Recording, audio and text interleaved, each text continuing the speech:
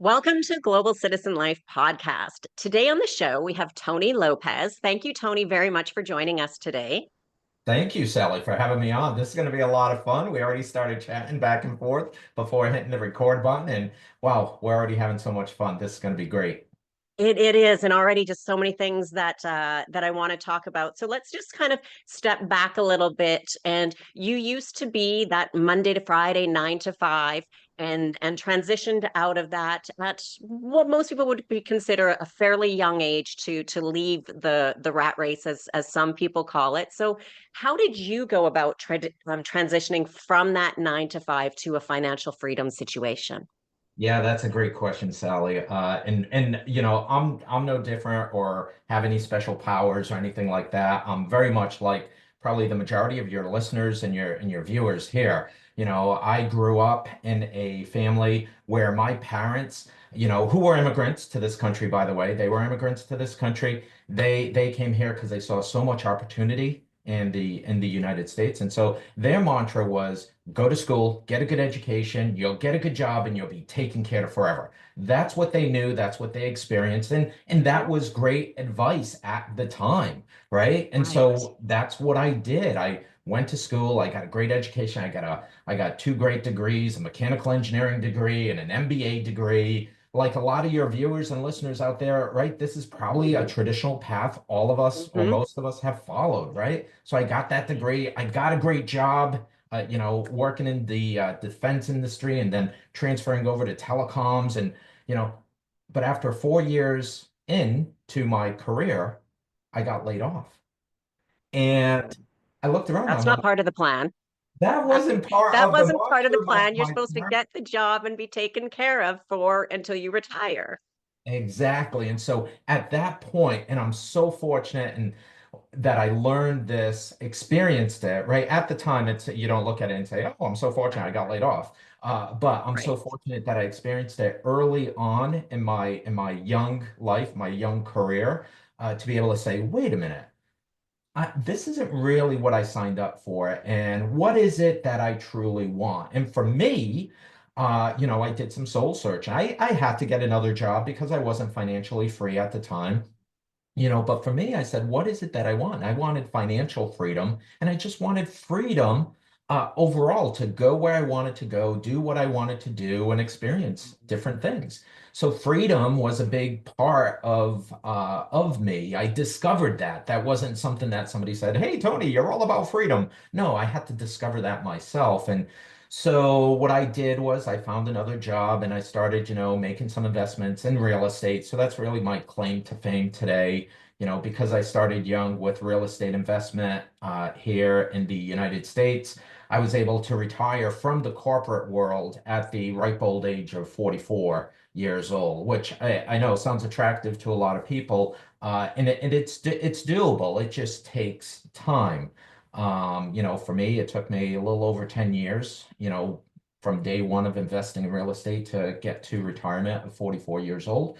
But I saw that path and I saw that it took time to get from where I was to where I wanted to be of financial freedom and greater freedoms. And so that's the same thing with now when I'm looking into that the windshield of global citizenship, right? I look at it and I say it's the same thing. It's doable. It takes time. There's a process, right? Mhm. Both personally, a journey that we go on to think through global citizenship and what we want, and a lot of research and discovery goes in there. But also, once you start to say, I want to grow roots in a particular country, in a particular city, there's a process, a governmental process, a paperwork, a bureaucracy process that takes time because not for nothing, some countries are not as quick as the United States with the procedural things. For example, it Right. took me 4 years to get my second citizenship. And yeah, it just takes time. It does take time. And I think, that's one thing. Like, of course, we can travel, and being a perpetual traveler in theory sounds great. I've done it for many years, but after a while, it does get old and it does become I don't want to use the word boring, but it's like, yes, it's a new destination, but it gets tiring.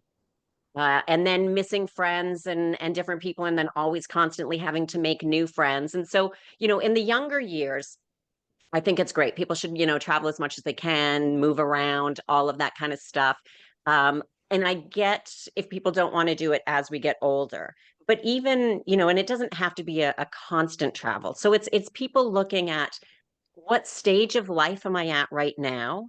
And really, what is important to me? What do I want? Because why am I moving abroad? Am I wanting a better quality of life? And what does that mean to you? Because that could mean something to you that's very different than to me. And a lot of things that I ask people is like, well, what's your affordability? What are you at? Because there's everywhere in the world that are affordable places, and there are places that are, multi millions and millions of dollars. And so it's a broad spectrum. And when people ask me, because I've lived in many places, Costa Rica, Spain, Montenegro, and stuff, and they're like, well, what's the cost of living? And I said, well, what's your budget? Because we can find places. Obviously, in Spain, I mean, there's places in Madrid and even here in Barcelona that are tens of millions of dollars. But there's also places that you can get that are $50,000, Yeah. right? And it depends. And so for some people, those $50,000 places, they're like, oh, that sounds great, but that's more rural or very kind of very small town, which isn't great for everyone. And so we have to think, what type of person are you? What lifestyle do you want? And what does that mean to you? Yeah. Because there's always budgets for everyone. And a lot of places are substantially less than the United States.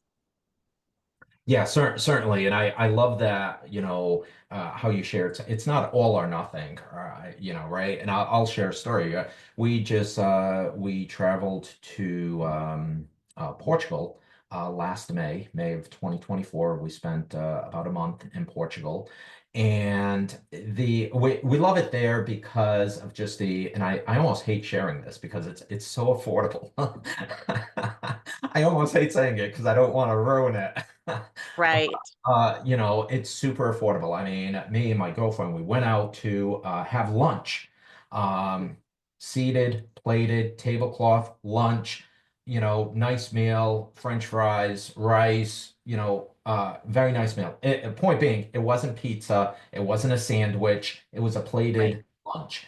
And for both of us with a drink, it was 15 euros, which is Yeah. in the States, it's about $15. Figure it. Yeah. Yeah. It's pretty close equal right now. Yeah. So for $15, we were able to get a very nice plated lunch, right? Try to Right. find that here in the States. Not very doable. However, No. so the not restricting yourself to all or nothing. I mean, so we love Portugal for that reason, just the affordability of the food, the wine, the culture. There's a lot of goodness there. But on the flip side of that is we've also been to Paris. And Paris is expensive. Yep. Right? We love it because we love the Yep. museums, we love the atmosphere, we love the food, the whole bit, but it's expensive. But if you live in Europe in some place, you're in Barcelona, we're looking at Portugal, there's other places, Greece, different places. If you're Mhm. in that European Union of things, right? Flights are relatively cheap to go Mhm. from Barcelona to Paris or Lisbon to Oh, Paris, yeah. right? You can have that atmosphere to say, hey, I'm going to go to Paris for 3 days, 4 days, and just kind of kick it around and, yeah, still come back home to Portugal, to Lisbon and have a $15, two-person lunch. I, Right. it's it's so amazing. These things are absolutely within our grasp. We just have to, and Mhm. that's why I love, even before you click the record button, I was, really just sharing my appreciation for you, with you, of the things you're doing, kind of bringing these videos and these clips forward because a lot of folks still don't know about how affordable it can be to live overseas. And you bring up quality of life, right? Quality of life Mhm. means different things to all of us. Some people like, Mhm. hey, I want to wake up and go for a run on the beach. That's great. Other people don't want to do that. They want to wake up in the Right. city and walk down the street and have a cup of coffee and a croissant or something, right? It's all available. It's all out there. Right. Or they want to be in the mountains. And It's a really, and that part of that quality of life that we're talking about, like because cheaps are so inexpensive, especially compared to North America, that to go for a 2 day, 3 day thing is normal. It's Yeah. what people do quite often, a long weekend type thing. And there was even, it was an article I read a while ago, and it was a couple that wrote about it, and I'll get to it in a second. But one time I was talking to a friend, and I said, why don't let next month let's go have lunch in Rome. And I was living in Barcelona, and just because it just sounds so like, oh, I went to Rome for lunch. It sounds so posh and luxurious and glamorous. But the reality is, and it was about a month out, because then to plan for those flights are a little bit cheaper. But you can get up in the morning early, be on the first flight from, say, Barcelona to Rome, spend all day in Rome, and be on the last flight from Rome back to Barcelona in the evening time, kind of late evening, and be back home in your bed and spend a full day just hanging out, checking it out, because and it's cheap because you're not bringing any luggage with you. You're not anything. It's just your purse, and away you go. And that's not a common thing that a lot of people do, but it is a possibility. And the article that I read a while ago was people from the UK. It was a couple in the UK. I don't remember what city they were from. And they came their very first flight at like 6 o'clock in the morning. They were on it, got to Barcelona, spent the day in Barcelona, and the last flight I think was around 11 p.m. or 10 p.m. or something like that, all the way back. And they said it was great. We spent a day in Barcelona. We did all kinds of stuff. Obviously, not everything in one day, but they Sure. got to experience Barcelona for a day and were back home late at night in their own beds. Yeah. And so for folks who are kind of like this does take time to figure out, right? I'm Oh, going through yes. it now, right? We've been to Portugal a few times. We're planning another trip for coming up in October. So it takes time to figure out where do I want to be. So that's why we say, like I equate it to real estate. I didn't get to where I was in real estate overnight. It took time. It took a lot of learning and discovery, and it just takes time. The same thing with planning this out. So if it's even a small thought right now, maybe you start thinking about, okay, this year we're going to go to Italy. We're going to experience Mhm. not just Italy, like Rome and Tuscany and different things. Like maybe pick out a couple of small seaside towns that aren't the normal. Drive to those, Right. get a feel for what it is. Maybe pick up a couple of real estate brochures. Make some contacts there, just to get a feel for it. And then next year, maybe you're going to Barcelona, right? And do the same sort of thing. That way, now, like 5 years in, after you've been to, five different, places in Europe, and we're Mhm. just to say Europe, right? It could be anywhere. It could be South America. It could be a lot of places, right? Maybe after like 5 years, and you're that much closer to retirement, right? You start to look Mhm. at it and you start to say, well, we've been here, we've been here, we've been. Let's really focus on this one area. So Right. it's that progression of things to be able to like really go on these recon missions and kind of gather that intel to be able to see Mhm. someplace. And as you're sitting at home, maybe, I do it now. I mean, I read a lot of different articles about living abroad and what the healthcare system is and, so many different things. And one of the things I'm gleaming from this is, wow, a lot of people are starting to do this. And so I Yes. get concerned about, well, if there's more demand, typically economics 101, more demand, typically prices go Price up when goes. there's more demand, right? So Mhm. this is why we're looking at it because we want to get in. It's already been popular, so the prices have already gone up in some areas we would love to live in. But it's only gonna keep going up from here because these things are being discovered. Um, and so the other piece I want to share is what's easy today may be hard tomorrow or Or next not possible. or not possible 5 years from now or a year from now. We don't know, right? These golden Right. that are available Hmm. that countries have, to some degree, an open door policy. I know Portugal used to have it. You could get a golden visa if you bought a property for, I think it was 250K. They don't have that anymore. You have to buy a No. property, you have to buy real estate for $500,000, right? Which now makes it less affordable for folks. Even So that one's no longer available. It yeah, has to be now job creation with a certain number of employees, and I mean, there's a number of different visas. So, um, but just those easy ones that kind of cost more money, but if you're going to live there anyway, I mean, for a lot of people were feasible. But they are making the moving abroad, the getting those residencies are becoming either more expensive or more challenging with certain yeah, restrictions, I'll say, for sure. getting them. And we've seen changes around the world. Like I help people with this, and all countries are changing, and there's an increase. Greece, for example, was 200,000, then 400,000, now 800,000 euro. They'll say certain cities or areas might be a little bit less. Yeah, So it does depend for some people to not only the country that you want, but potentially the region that you're in, there may be a little bit more flexibility to getting residency or citizenship. So there's a number of things to look into if you have family history or uh, uh, parents or grandparents were born there. Obviously, the different types of visas. Maybe you're not working, you're just retiring, or a lot of people know about the digital nomad visas, which work for some, but each country then has their own restrictions, requirements. And some of those, though, are only good for maybe 1, 2, 3 years, and then that's it. And it's not necessarily a road to permanent um, residency. Some there is, some there isn't. So there's so many different rules around them. So it really is, I think, as you said well, is to first kind of figure out where you want to go. Have that try if you're unsure, because if we really think of Portugal, Spain, France, Italy, and those are really popular places, to me the lifestyle's very similar, right? Obviously the food's a little bit different, and things are different, but if when we read articles, they all have great food, they all have beaches, they all have kind of cooler regions that have some hills or mountains. They all have great health care, and they all have a lot of those kind of main things that people want to have. So we have to go, okay, that's big picture stuff. But what do we really want? And realizing, like maybe the big city isn't what you want. Maybe you would be happier in a smaller city. And well, what is smaller?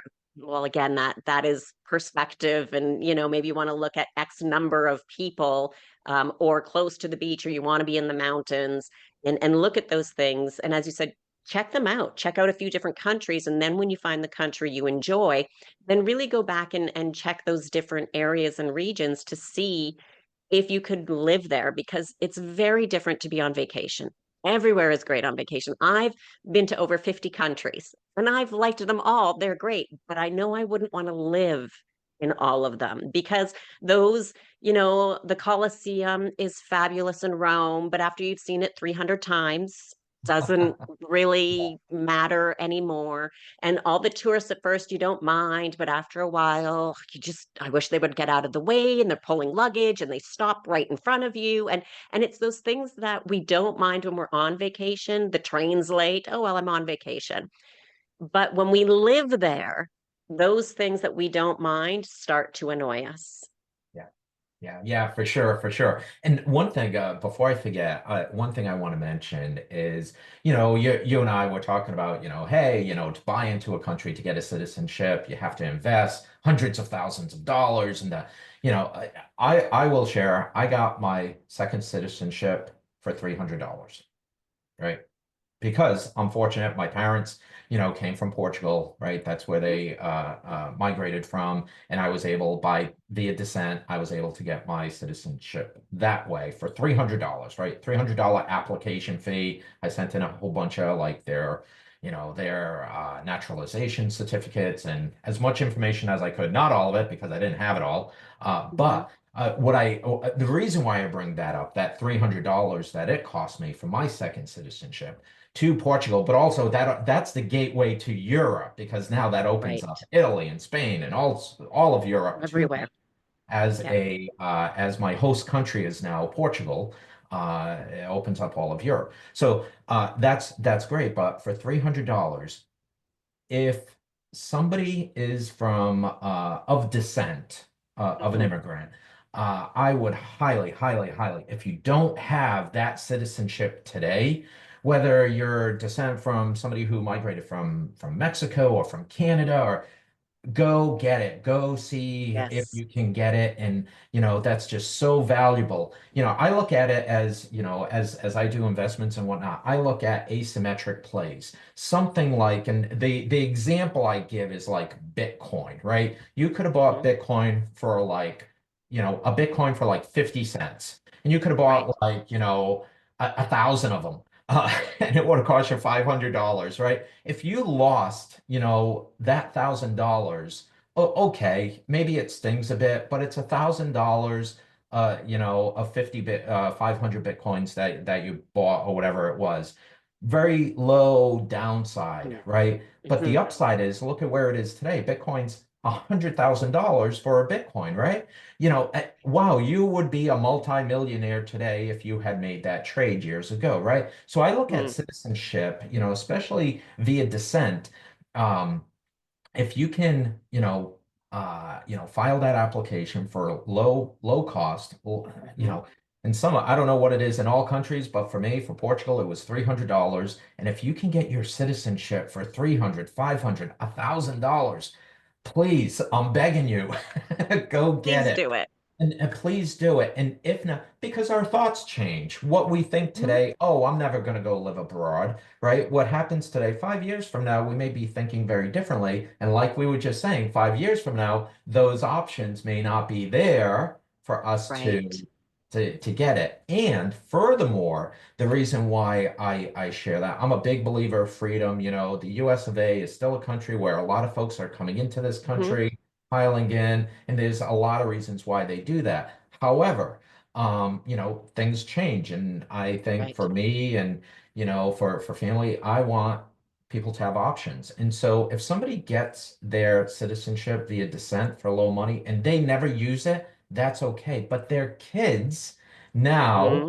have the option because there's that lineage. The Right. grandparents were from Mexico. The parents filed for their citizenship via descent. And so now the parents have their citizenship to Mexico, for an example, right? Or to Hmm. Portugal, or to Italy, or to Greece, or wherever, right? And now the kids, because this lineage is still there with citizenship, now the kids have the ability, if they choose, to be able to leverage that because we, as parents, as adults, we kept that citizenship in place with a Right. second or third country.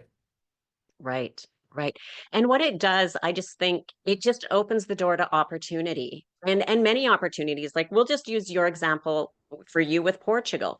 If for whatever reason you decided um, that you wanted to go to Portugal for a year, now you could just go for a year. You don't have to move forever and go through like the long process of residency and or you're unsure or to have to only be allowed to go for 3 months, then leave all of the European Union to go somewhere else. And in it, or if you just wanted to go for 6 months, you could say, you know what, I want to spend 6 months a year in the United States and 6 months a year anywhere in Europe. Yeah. Sure, Portugal this year, then we'll come back to the States for 6 months and work and visit family and do whatever. And then during hurricane season or winter or tornado season, depending upon where people are at, when that time of the year comes. And then maybe next year you could go to Greece for 6 months and then come back. Because with that passport, as we said, it opens up all of Europe and it just gives option. And then if you don't want to go, as you said, you don't have to. So having that passport doesn't mean that a person must live in that country or even go to that country. You could have one. I have a friend of mine. She was born in Poland, lives in Canada now, and I've been on her case, like, get your passport, get your passport. And she's like, I don't know if I want to live in Portugal or in Poland. And I said, you Yeah. don't have to live in Poland. But you can have the passport because you were born there. You are a Polish citizen. It opens up all of the European Union right now. And it just gives you options. You don't have to actually go there when you have that citizenship. Now, for people who don't have that option and they want to move, then there is a number of different visas and residency programs people can use, and then to live in the country pretty much full time. You're allowed so much time out of the country, and everyone's different for X amount of years. And again, every country is different for the number of years. And then you can eventually become a citizen if you choose to. I Yeah, think it's a great thing to do. Not all countries allow for dual citizenship. So again, yeah. that's another thing to take into consideration. And some people are just happy with permanent residency. So they can go and be in that country and come and go as much as they want, whenever they want, because they're a permanent resident. And they're not, concerned about having that citizenship. It's not a priority for them, which is fine. And it's finding, again, it comes back to what works for each person, but there's so many options available. It's so funny because we're tossing these things back and forth, these different opportunities that are available for folks with global citizenship, and what it reminds me of is 20 years ago when I started in real estate, and not to talk about real estate, but when I started in real estate, it was like I saw the opportunity there, and it's like I want to be because it affords me all this. I knew it was going to take some work and the whole bit. And I had some folks who were saying, well, oh, geez, you want to be a slumlord and you're going to get calls at 3 a.m. about, leaks and this, that, the other. And, all these fears people were putting in my head. But now I look back and I'm like, wow, I'm so glad I did that 20 years ago because look where I am now and all of these opportunities I have. I see the same thing with what we're talking about, being able to get a second and third citizenship, because I see the world changing. Things, much like real estate, it was easier 20 years ago. I'm going to admit it Mhm. was easier 20 years ago to get started with investment property, make money, and it was easier. It's harder today. Can it still be done? Yes, but it is in some degrees harder today for a lot of different reasons. Um, and I see the same thing with being able to get citizenship abroad. It's Mm, today, it's doable. Go do it, right? It's right. cheap. Go do it. Relatively, in some cases, like my case was cheap. I mean, that's I would do it again in a heartbeat. Even if you're investing in real estate abroad, because you have to be able to get that residency, that fine. Yeah, look at the legacy you're creating for your family, right? That's just not for ourselves when we go there, right? That can be, I know many families who have, a family home abroad where the family, like you say, you can go there and visit it. You don't have to stay there, live there. You go, you visit for a month, 2 months, 3 months, and then you come back to the States or wherever home base is. Right. So you're creating this legacy of, wow, it's great that mom and dad bought that place overseas when they did because we can never afford it today because prices Right. keep going up. Right. And I mean, even with real estate, there's still such an opportunity with real estate abroad. Now, obviously, if we look at London, Paris, those places, it's going to be the same as New York, LA. When you look at those big capital cities that are huge, tons of tourists go there, all of those things, that cost of living is obviously going to be way more. That real estate is going to be more. But if you get outside of those places, potentially you could sell your home wherever you're at and go to a different city overseas, maybe not quite as big, and you might be able to buy two or three apartments or small homes, rent two of them, and now you've got that income and you're living in a place where the overall cost of living is already lower than where you're at. And then if you're working online or you make a little bit more money online or you've got your retirement income and this is just extra, there's so many ways. And real estate abroad, there's some great deals on a lot of places, and I'm actually considering doing some real estate tours in various countries in Europe. I've lived in several and have traveled to a lot and have a great team. And even where I've bought and I have places, like I wouldn't say, hey, come to Barcelona because unless you want to live here, like real estate is expensive in Barcelona, and especially for what you get. I would never recommend buying in Barcelona unless somebody's like, I love Barcelona. I want to be there. I'm going to live there for the rest of my life or the next at least 10 years, whatever. Okay, then maybe. but I think there's a lot of better places, better deals, um, than than Barcelona. If somebody wanted to look at Spain or even other countries where they want something that's a little more laid back, a lot safer. So Mm, Montenegro is where I have a place as well, and I mean, 2024 was a bit of a crazy year for me. Absolutely nothing was going as planned. And I spent less than 3 weeks in my place in Montenegro. And that was throughout the whole year. And I'm not worried about it because my monthly bills for my place in Montenegro cost me less than my storage bin in Barcelona. wow.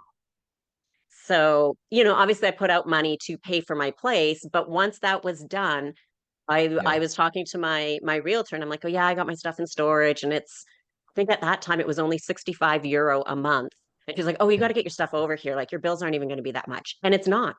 Like Yeah. they are so for me, I've left my place empty or I let my friends use it. I'm like, "Yeah, just go use my place. It needs some airing out, it might be a little Yeah. bit dusty, but it's just sitting there empty. Please go use it." And it's really nice to be able to do that. And the reason why I don't rent it at this point is I didn't think I was going to be gone that long. And the other is, I mean, I've got my stuff in there, and for what little it costs, if somebody break something, like $65 a month. Like how long would it, like to replace a couch if something happened or, just a number of things that I just thought I don't need to do that. Now, if I wanted to, absolutely. And I'm considering it for maybe this year. We'll see. I'm thinking of a few different things because I'm considering moving again because that's just what I do. And we'll see then if I sell or rent. But I've had it for less than maybe 3 years now, and it's definitely gone up in value. And I still think there's great deals to be made. And so real estate, even internationally, is also another great way to invest to help support the lifestyle or if somebody can to buy where they want to be. And as you said, you use it for part of the year, then you rent it out for the rest of the year. I love it. I love that. It's not for everybody, but I love the idea of, Hmm. buying something and creating some cash flow stream off of it. I love that idea. Not for everybody. I get that.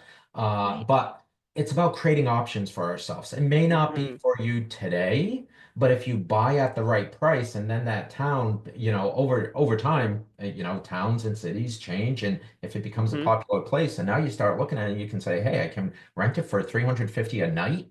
Wow, your mindset starts to change differently because you're like, oh, now 350 a night, I can make, 50 grand a year off of that place. And now I can live a very different lifestyle, right? Right. That opportunity would have never been there for you had you not, first taken that leap of faith. And, one thing on living outside the cities like the Paris and the Londons and all that. Right, I Hmm. totally agree with you. One thing I want to share for folks that maybe haven't explored overseas as much is, these big cities, they have such fantastic metro systems. Oh, Just, yes. you know, I would say in some cities, like I come from, right around Boston, hence the accent, the Boston accent. And you know what? I'm familiar with obviously the Boston subway system. Let me tell you, some of these cities, I will say even Lisbon has a better metro system than Boston, right? It's Hmm. cleaner, it's safer Yeah. for sure. It's cleaner, safer. They're always on time.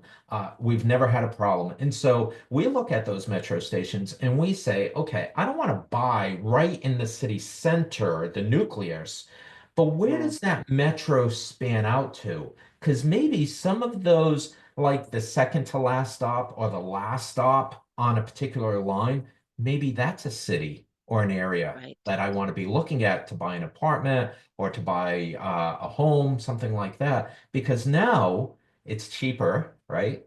Hmm. Which is affordability is a big thing for us, right? But you still Right. have from the metro line, you still have access to the culture, to the food, to the activities, to all the big city attractions, right? One thing I also want to share is which, I think it was our second trip.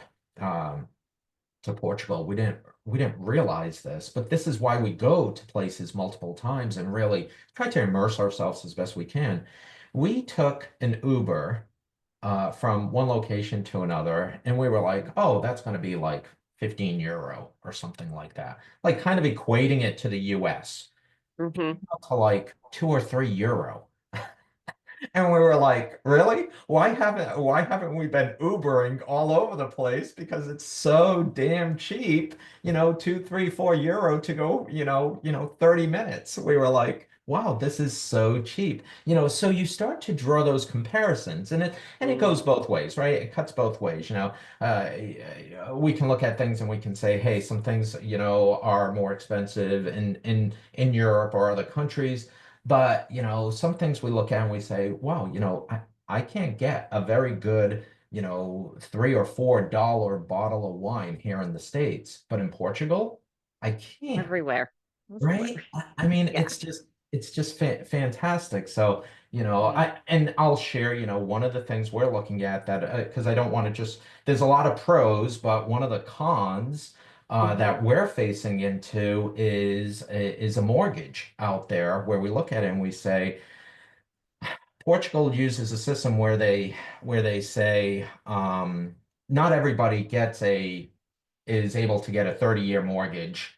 Um, Right. like they do in the United States, right? You could be Right. 75 years old in the United States and you could go get a 30-year mortgage. That doesn't Mhm. happen overseas. They No. have a calculation where they say, hey, if you're based on death rate charts, if you're a man going for a mortgage, you're only going to live until you're 70 years old. So if you're 60, we may only give you a 10-year note, Right. 10-year mortgage because the actuary tables are saying you're going to be dead by age 70. So we're not going to give you a 30-year note at age 60. We're only going to give you a 10-year note. So that changes things, right? But it Right. also gives us perspective here in the States to say, how lucky are we to be able Mhm. to, at any age, go pull a 30-year mortgage, whereas overseas, that's not the case in all places. Right. So there's pros and cons on both sides.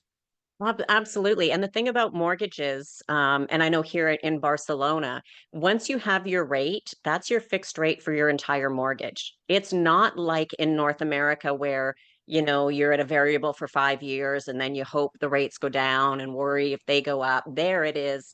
This is your interest rate. And from my understanding, they're still substantially better in Europe because Europe kind of as a whole is the same type of interest rate. And then that's what you're paying and until the end. And as you said too, and if it's a couple who's applying, they go by the age of the older person. So if you're 10 years younger than your spouse, they're going to use your spouse's age because that person is the oldest. And when they hit that certain age, whatever that cutoff is, 65, 70, 75 for whichever country you're in, that is what they go by. And yeah, there's pros and cons to everything. I hear a lot of people say, "Oh, well, the taxes in Europe are so high." Well, yes, comparably they can be, but we've got to look at what are you getting in return. I always think like, what's your return on investment? And if you compare just tax to tax, yes, you're going to be paying more, but those taxes also include healthcare. So you have to Mm. look at your tax and healthcare what you're paying and kind of combine that. And then we also look at other costs. Where are you? Do you need a car? There's a lot of places in Europe where you don't need a car because getting around by either the metro system, the bus system, the bike rental, where you just grab a bike. I spend 50 euro a year for what they call beasing. And it's like there's bike stations all over the city, and you get a bike for 30 minutes, and then you have to have a 10-minute wait, and you can grab another bike for 30 minutes if you need more time than that. And so we sometimes still have to look at that overall big picture. What do you normally spend on the average bottle of wine in North America? How many wines do you drink per month type thing, or your groceries and food. And there's going to be some things, as you said, some things are going to be more expensive, some things are going to be less. But when you look at the overall expense of what you're getting for the value or the dollar that you're spending in the US what are you going to get in the other country that you're looking at? And so it's kind of one of the only times where I say this isn't the time when we compare apples to apples, because each one, if you know, we have to, we can look, but then we have to look at the total big picture, because there's going to be, well, this one here is more in Europe or Mexico or whatever we're looking at than I'm paying in Canada or the United States, but then this is less, but this is more, but this is less. And we have to look at it, and then to take into that consideration, the biggest and most important is, what about lifestyle? Yeah, What about how you want to live? How do you want to spend your time? What do you want to be doing? Are you in that kind of phase of life where you have to be working, working, working, working, working, and that's what you enjoy doing? Then great. You could still do that in other places, or do you want to be more relaxed, more laid back, work 6 hours a day, give or take, have, 3-day weekends whenever you want? And what is that lifestyle you want? Because the value, you can't really give a value to that lifestyle that you want. absolutely. I mean, one of the things I look for in places we go to is just how safe it is, Yes. right?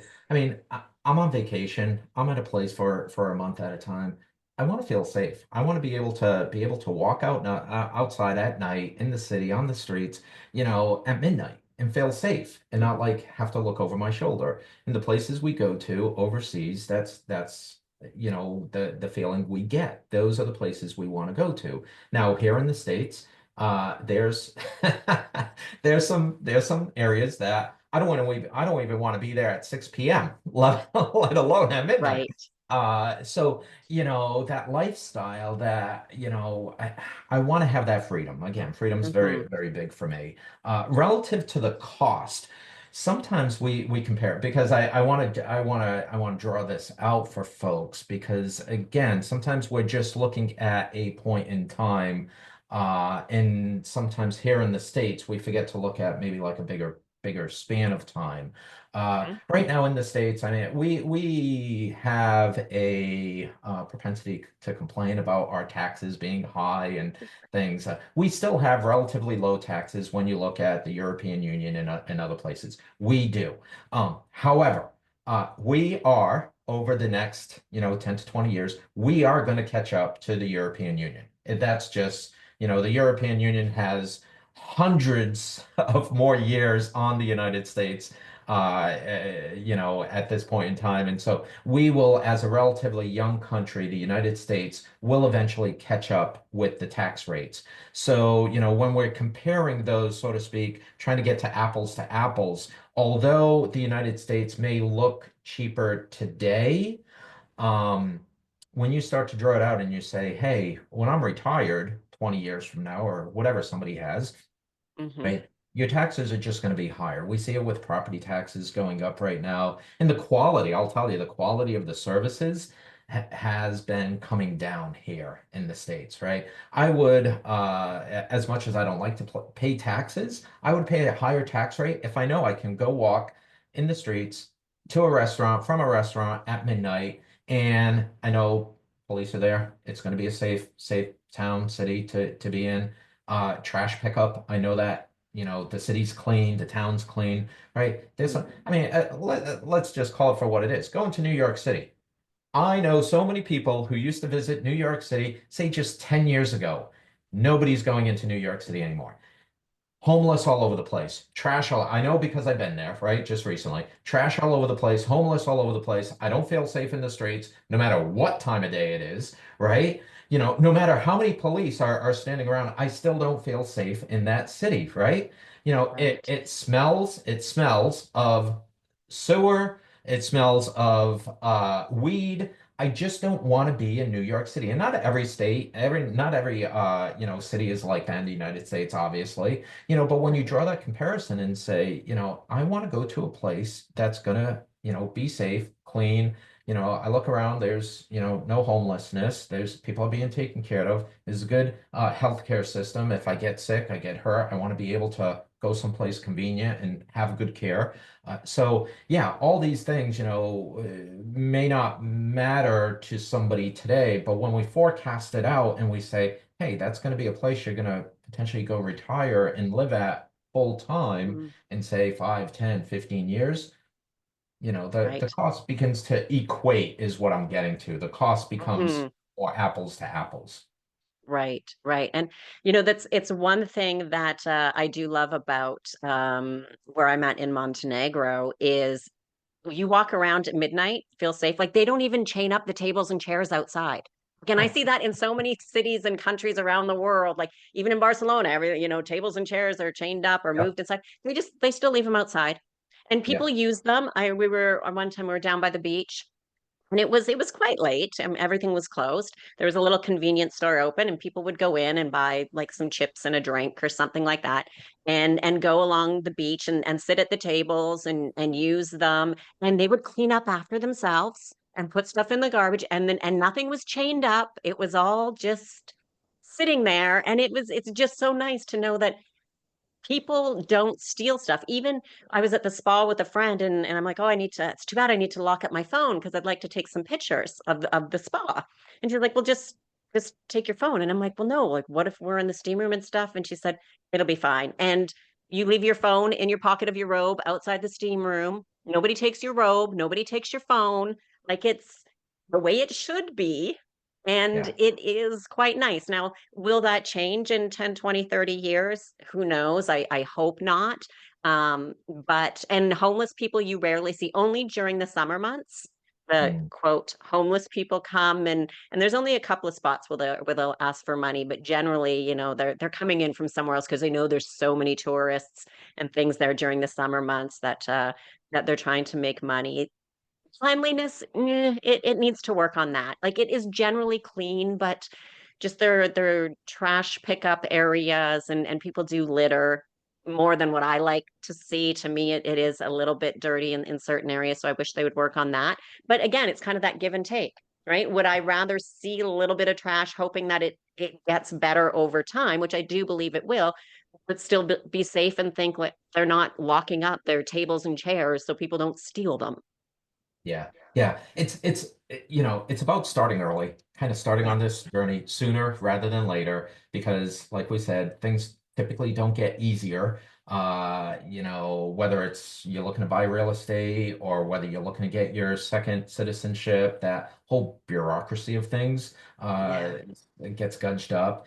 And it takes time to figure out what we want. What type of atmosphere Yes. do we want? And that, as well as what we want today, may be something different that we want 5 years or 10 years from now, and so quote and in retirement. Hmm. So it takes time to kind of go through that thought process and visit a place or a couple of places. So start today, take action today. Yes. That's one of the things I always encourage people, and especially now we're at the beginning of 2025. We're going through goal setting and really, that process of clarity with our intentions. Why do we do things? What do we want? Like that's one of the Right. questions I ask folks, like, what do you want? And a lot of And that's a folks, tough one for people to answer. A lot of them, they don't right? know what they want. So they'll say, "Well, I don't want," and that's a start. Okay, Yeah, that's great that you don't want, but really, what do you want? It's like that famous question of, "Oh, well, what do you want? I want $1 million." Well, if you had $1 million in the bank, then what would you do with it? Like, what do you yeah, really want? Because the money, as we know, money doesn't buy happiness. Sure, it's opportunity, but then we just have more expensive problems and things like that. So it is, what do you want? right. And then, once we start to understand that, and that takes a while, I don't Hmm. beat people up about that because it's like typically, in a 30-minute or an hour conversation, people aren't really going to get to what I want, right? It takes Right. time. It takes, hey, some people it may take, a month or a year to get to what do I really want? Like really, really want. And then go Mm, from there to say, okay, if that's what I really want, how do I size my particular financial situation? Because, not everybody's like a multimillionaire, right? So right. you got to say, how do I size my what I want to my financial picture to be able to achieve the best life possible for Mm, me, right? right. And so yeah, that takes time. So but it starts with a thought. It starts with videos like this, right? That I super appreciate you having me on to kind of just talk through this, at least my experiences with it, because it starts with a spark, and I think you Right. doing these videos is a great spark for folks to say, "Geez, what do I want, and where do I want to Mm, go, and what do I want retirement to look like, and how do my finances look?" Because I know too many people, honestly, it's surprising to say this, and for maybe some to hear, too many people have big dreams, and that's great, but they're not looking at their financial situation and saying, how do I match my financial situation to the lifestyle that I truly want? Um, right. so yeah, it takes all of that, but this is a great start for folks to watch videos like this and spark that interest. It is, and just for people to also know or to think about, and there's all kinds of videos and things on YouTube about different places, and you get to see it. But I find all videos, and even when I was I was a travel writer, everything is kind of glamorized. Everything is wonderful and perfect and great. And there are people who have amazing experiences and they moved to that first place and they did it on a whim, and it's all kind of worked out for them. That's great. But your experience in a place is not going to be the same as somebody else's. So you could go to a place that you could talk to somebody, they're like, "Oh, I didn't like it there." Like I've been to Paris many times. I enjoy going, but I remember the first couple times people were like, "Why would you go to Paris? They're so rude. They're so snobby. They're so blah blah blah." And after I went, I'm like, "No, that's not my experience. I've not had rude, snobby people. They've been quite helpful and quite nice. I think if that's what you expect and you're looking for, that's the energy you put out and that's what you're going to get back." And just because somebody didn't have a great experience in one country or even one city doesn't mean that you won't. Or the opposite. Just because somebody had a great experience, it may not be great for you. And I mean, even so, I had a friend of mine, she moved to Rome and then to Barcelona, and she kind of missed Italy and moved back. Granted, a number of years in between these times. And when she was in Rome the second time, she said, it's not as I remembered. It's just not the same. And Yeah. I do miss Barcelona. She said, I'm glad I went because in my mind, Rome was going to be so good and glamorous and so much like it was 20 years ago or 15 years ago, whatever it was. But Rome has changed and she has also changed. Yeah. And so it's a bit of both. So we also have to remember that even though we're watching videos and listening to people and finding about their experiences, is everybody's experience is going to be different. And if you go in thinking a place isn't quite right or people are a certain way, you're probably going to find that. So it's best to think, the positive and the good, but always realize that maybe you do go to Portugal and as you're there and you're in Lisbon and maybe you just think, "Oh, you know what? Lisbon's just not my place. Maybe Porto, maybe somewhere else, right?" So it doesn't, because I've seen people sell everything, they move, they've bought the place, they've been there for a year, and now they're selling everything again because they're like, nope, we're going back. I don't like this place. And I think a couple of things with that. Did you not do the right research? Did you not visit the place for going for as long as you can? So, and if you're from North America coming to Europe, you've got your 90 out of every 180 days. Did you find one place and stay for 90 days? And then the other was, did you just, are you just giving up a little too early? Because there's challenges. It's hard. And as we're older, sometimes making friends is hard, figuring stuff out. And the amount of bureaucracy in other countries, in all countries, I've never had to go through the bureaucracy in the US, or I'm from Canada, never had to go through it in Canada. I'm sure that there's people who've had to go through it would say, oh my God, the bureaucracy in the United States or the bureaucracy in Canada. It took forever for, I'm sure it's the same. I just feel every government has so much bureaucracy. But when we're citizens of the country originally and we kind of grow up, we learn more and we know more. And there's certain things that we just don't have to go through or do. But once we move abroad, we learn what it's like, especially when we're moving to a country that speaks another language. They have different ways of doing things. They have different rules. They have different ways of things that are worded. And it's just different. And that's part of the reason I think if we're leaving our country, why are you leaving? Because if you expect all the things to bring to the new country, that's not the way it is.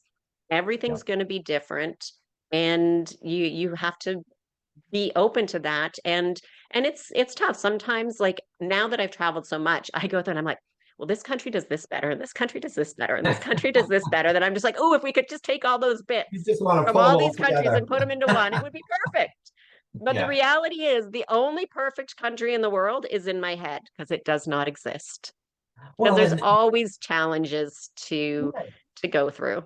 we just we have to calibrate, right? We have to Yes, calibrate to the environment and say, hey, yeah, so some things may not be right, but you know what? It's safe at night. It has the yeah. best food I've ever had, or whatever it is, right? You just gotta, Hmm. kind The of, weather's fabulous. It's right? not We minus 30 degrees Celsius ever. Yeah. One of the things you just sparked, not to just belabor the conversation, but something that's super important that I'm sure you've spoken about before is just, what didn't exist, say even 10 years ago, to the degree that exists today that truly helps people are, there are expat communities in different cities, places, social media has been such an Mm, incredible help. If you're looking to move to Barcelona or Montenegro or to Lisbon, right? Go seek out an expat community on social media that, mm, or on WhatsApp. There's different forums on WhatsApp, right? yeah, There's different places you can seek out these expats and say, hey, I'm looking to move to Barcelona. You know, what are the pros? What are the cons? How did you feel about this? How about traveling? How much does it cost, to live there for a month? Should I get an apartment or should I just buy something? What should I stay away from? Right? I mean, that is just something that, wasn't really developed even just 10 years ago, and right, certainly not 20 years ago, that we have this tool, these riches, truly these riches where other people so easily, so freely will share their perspective with you. Now you got to take some of that with a grain of salt, because some people are of just, course. either, to your point, overly positive or overly negative. But it's a data Yeah. point. You can get in many data points when you're on these Hmm. forums. A lot of folks, will reply back, and that's something that is just such a big piece of the equation as to, am I really going to enjoy that location? Right, right. Yeah, there's definitely a lot of information out there. Well, Tony, I just want to thank you very much for your time today and sharing your experience. And if people were interested in getting some more information, working with you, maybe within real estate, if they're trying to, make that long-term plan or kind of seeing where they're at and considering real estate as some investment opportunities, where is the best place for them to get in touch with you? Sure. Thank you, Sally. I appreciate you. The best place is just really just shoot me an email, Tony Lopes, Lopes, Tony Lopes at dirtybootscapital.com. I'm not out there to sell anybody on anything, really. I will, if you're curious about my journey or want to talk through your particular journey, just shoot me an email there. I respond to all my emails. And we'll set up a Zoom. We'll just chat for 30 minutes and just kind of throw ideas around. If you're truly interested in using real estate as a vehicle to create cash flow and wealth for yourself, then sure, we can talk about that. But I mean, my goal is, just to, have fun each and every day with what I do. I share with folks. I do a lot of these podcasts. I share with folks. I don't get paid for podcasts, right? I do them because I love doing them and I love sharing my experiences and different ways where maybe people should be, have the ability to think differently outside the Mm, box, right? A lot of people are just working their 9 to 5s, which is good. They're good citizens. They're working their 9 to 5s, but at the end of the day, you're tired and, you're just kind of in the routine of things. What we want to do is we want to break people out of the routine, right? Because if they stay in that routine too long, they don't see the opportunities. We want to break people out of right. the routine to bring those opportunities forward, like we're doing here. So if there's a spark here for somebody that they want to talk through it a little bit more, I mean, feel free, reach out to me, Tony Lopes at dirtybootscapital.com. Great. And we will make sure that we have that link in the show notes for everybody to make it easy for them to connect with you. So, again, Tony, thank you very much for your time. Thank you, Sally.